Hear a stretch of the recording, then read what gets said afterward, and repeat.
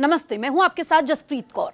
America Iran ceasefire के बीच world bank ने भारत के लिए फाइनेंशियल ईयर 2027 का ग्रोथ अनुमान 6.3% से बढ़ाकर 6.6% कर दिया है।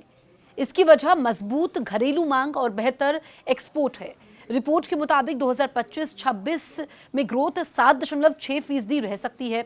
हालांकि जीएसटी कटौती से डिमांड बढ़ने की उम्मीद है, लेकिन बढ़ती तेल कीमतें और वैश्विक तनाव महंगाई और ग्रोथ पर दबाव डाल सकते हैं। अमेरिका और ईरान के बीच 2 हफ्ते के सीजफायर के चलते भारतीय इकोनॉमी के लिए गुड न्यूज आई है। वर्ल्ड बैंक ने भारत की जीडीपी का अनुमान फाइनेंशियल ईयर 2027 के लिए 6.3% से बढ़ाकर 6.6% कर दिया है। भारत के ग्रोथ अनुमान में बढ़ोतरी की मुख्य वजह देश में मजबूत घरेलू मांग और बेहतर एक्सपोर्ट परफॉर्मेंस को माना गया है। इन सभी के कारण भारत की अर्थव्यवस्था को सहारा मिला है। अमेरिका ईरान सीजफायर के बीच वर्ल्ड बैंक ने भारत के लिए 2027 का ग्रोथ अनुमान 6.3% से बढ़ाकर 6.6% कर दिया है। हालांकि वर्ल्ड बैंक ने यह भी कहा कि मध्य पूर्व में चल रहे युद्ध के कारण सप्लाई चेन और तेल की कीमतों में उतार चढ़ाव हो सकता है, जिससे भारत की आर्थिक वृद्धि पहले वर्षों के मुकाबले थोड़ी धीमी रह सकती है। वर्ल्ड बैंक की ताज़ा साउथ एशिया इकोनॉमिक अपडेट के अनुसार भारत की अर्थव्यवस्था 2025-26 में 7.6% की दर से बढ़ सकती है, जो 2024-25 के 7.1% से ज्यादा है। इस ग्रोथ को मजबूत घरेलू मांग और एक्सपोर्ट का सपोर्ट मिलेगा। वहीं रिजर्व बैंक ऑफ इंडिया ने 2026-27 के लिए 6.9% के ग्रोथ का अनुमान लगाया है, जो थोड़ा ज्यादा है।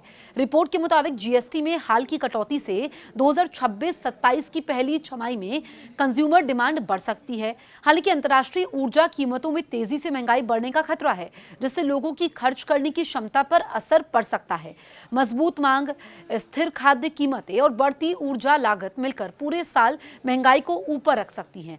आगे की चुनौतियों की बात करें तो बढ़ती अनिश्चितता और प्रोडक्शन लागत में इजाफा निवेश की रफ्तार को धीमा कर सकता है।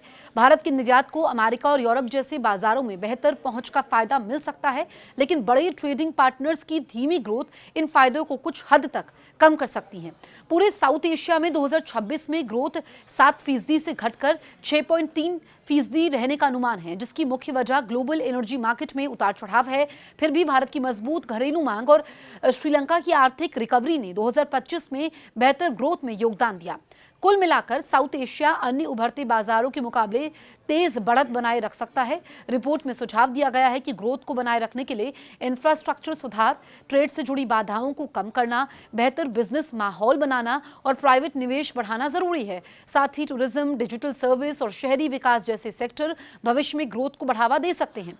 अगर साउथ एशिया देश स्ट्रक्चरल सुधारों से ग्रोथ में 0.8% अतिरिक्त बढ़ोतरी कर ले तो भारत 2047 तक हाई इनकम देश बन सकता है। रिजर्व बैंक ने बताया कि जीडीपी अनुमान रिजर्व बैंक ऑफ इंडिया की अप्रैल 2026 मॉनेटरी पॉलिसी कमेटी में फाइनेंशियल ईयर 2026 के लिए जीडीपी ग्रोथ का अनुमान 7.4% से बढ़ाकर 7.6% कर दिया है, जिससे साफ ये होता है कि भारतीय अर्थव्यवस्था अभी मजबूत बनी हुई है। हालांकि 2027 के लिए ग्रोथ 6.9% रहने का अनुमान है, जो संकेत देता है कि आने वाले समय में वैश्विक चुनौतियों का असर देखने को मिल सकता है।